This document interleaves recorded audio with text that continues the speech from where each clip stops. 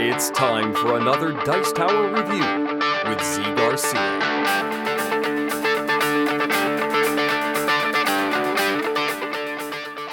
Hey everybody, today I want to talk to you about Bohnanza, the dice game, Wurfel Bohnanza. This one utilizes the same theme, comes from the same designer, Uwe Rosenberg, as Bohnanza, the very famous card trading, bean planting, and harvesting game, in which you are harvesting bean cards, trying to get the most coins and win the whole thing. Well, in this game you are doing basically the same thing, but you're going to be doing it in a radically different way. You are going to be rolling dice.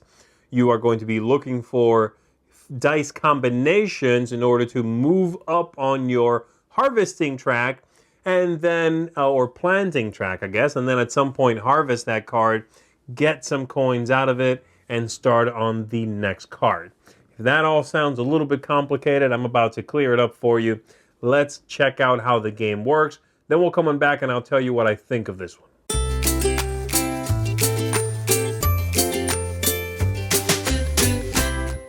So here's what the game looks like, set up and ready to begin. We've got 4 players in this case. We've got the dice, the extra cards set aside over here.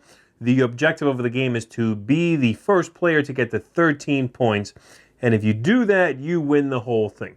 You are going to have an active player who is going to be the one rolling the dice, but everyone is going to, on every turn, be able to start completing some of these combinations on the cards and score victory points. Let me explain how this works. Each player has 2 cards in front of them, but as of right now, the bottom one is just being used to cover up the top one and denote what has been done already and what needs to be done next, all right? So, for example, on this card here, the player needs 2 of the brown beans there on the dice and 1 of the orange ones. As soon as you get that combination, you cover that up. Then you need a green and a yellow, and then you cover that up. Once you've covered up the first 3, then you could cash this in for 1 coin. If you wait to complete that one, then you can cash in the card for 2 coins, and ultimately the best you can do is cash it in for 3.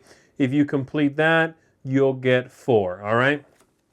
And then you are going to, this is face up, not face down, as soon as you complete this card and cash it in, again, you can cash it in whenever you want to, as long as you're making at least 1, then you're going to start working on this card. And therein lies some of the strategy where you can choose to not keep going on this one because you're ready to start scoring this because it happened to come up. And so you might cash in something before it's fully done just to commence on the next card, all right? So let me show you how the mechanisms for the game work. Let's say I'm the star player. I'm sitting right here. We have our bean field. We have our dice. Everyone has a little card that tells them what the breakdown is on the dice. And there are 2 kinds of dice. These 3 are identical. These 4 look like that, all right? So on my turn, I'm going to take all the dice and I'm going to roll them. And I am going to bank at least 1, roll again, bank some, etc. And then once that's done, then I can take every die in here and I can use it to move up on my card.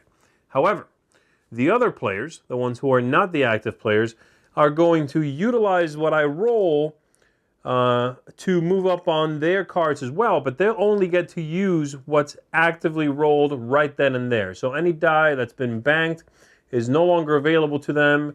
It's just each new roll is what they can use, okay?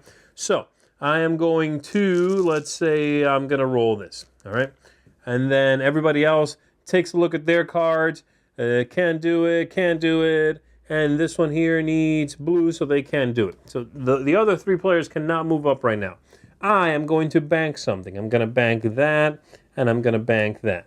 And then I re-roll. When I roll this one, the other players again get to look at this roll and see if they can move up on any of their cards. Taking a look around the table, this player needs 2 green or 2 purple. They don't have it, not so much. All right, back to me. I'm going to bank this one, and that's it. I'm looking for a brown die. So I'm going to re-roll this, and this is what I've got. Everybody takes a look around. Let's say for the sake of argument here, let's see, I want one of these people to be able to do something. So let's say for the sake of argument here, this is what I get on this roll. This player can immediately, using just these active dice, not the banked ones, they can move up one because they have 2 green. Okay? So they'll do that. And then again, back to me, I'll bank something, I'll re-roll, bank something, give everyone a chance to look around and see if they can move up on their cards. And so obviously, at the beginning of my turn, the other players have way more choices than the farther I go. And if I bank my dice slowly, which means I can manipulate what I get more easily, I'll get more rolls, I'm also giving everyone else more chances to get the combo they need, right? If I bank half the dice the first roll, well, they'll probably not be moving up a whole lot, but I'm also setting in stone half my dice. So once this is all done, I will then take a look at my my board here, and now I'll look at my card and see what I can do to move up. So for example, green, orange here means I can get the first step, orange, orange, brown means I can get the second step, and the most you could ever do in one single shot is 3 steps. It's not possible to do 4 levels all at once because of the dice distribution. So that's what I've done. I moved up twice. It would then be this player's go to roll, bank dice. Everyone else is watching. They're waiting till they're all done, and then they'll move up. This continues, and as I already mentioned, you can, whenever you want to, and you would get something, you can bank the card and immediately start working on the next one with a new card from the top, being the one that is going to keep track of your score and become the one after that. If you would, if I would cash this in, let's say, and I would cash it in for 3 coins, I would take it, flip it as a coin, and take 2 more to represent 2 more coins, and just put them in my score pile set aside somewhere. That's basically it. Continue until someone hits the score they need to win the game, and the whole thing is over. And that should give you a pretty good idea of how everything works. The combinations are fairly straightforward. Sometimes you need, some specific things like 4 of any combination of these 2. Sometimes you need 7 specific things that don't include some colors. There's a couple of different variations, but for the most part, these cards are very easy to read, very straightforward, and that is going to be it. So let's go back up top. Let me tell you what I think about this dice rolly version of Bohnanza. So obviously familiarity with the original Bohnanza is not required for you to play this game, but I think it does if you have familiarity with that game or any of its many variants. I think it'll give you an appreciation for just how different this dice version is from the original game. And nowhere is that better illustrated than in the trading. The original game has trading, open trading. You can offer cards for other cards. In this one, there is none of that. But when you are the active player and you are rolling dice, everyone else is utilizing that dice pool to possibly get ahead themselves. And that is brilliant because it keeps everyone involved all the time. I am paying attention on everyone else's turn as well as on my own. And I could be making progress on everyone else's turn. And how quickly you move ahead versus how slowly you go with the dice collection will impact everyone else, right? When you cash in and start working on the next card is an interesting decision you need to take into account.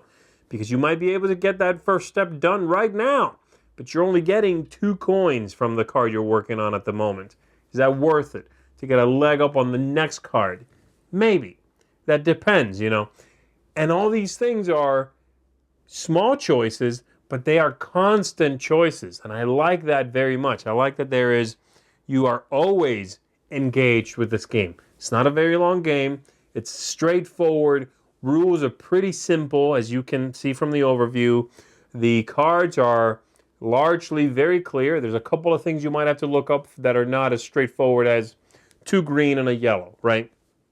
But those are, once you've played half a game, you've got that, what the different symbology on the cards means.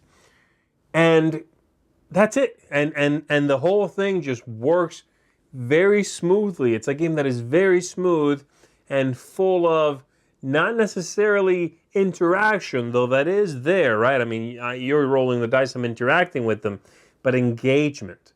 I'm always engaged in this game, and I like that very much. So I would recommend this one to people that enjoy dice games, that enjoy Bohnanza, and want to try something different while utilizing that same clever and cute theme. But also to people that, whenever they think of dice games, they think of, oh boy, while you're doing your Yahtzee rolling over there, I just got to sit here and wait for you to be done. This game is going to prevent that from happening. So I would recommend it, especially for people that feel that way.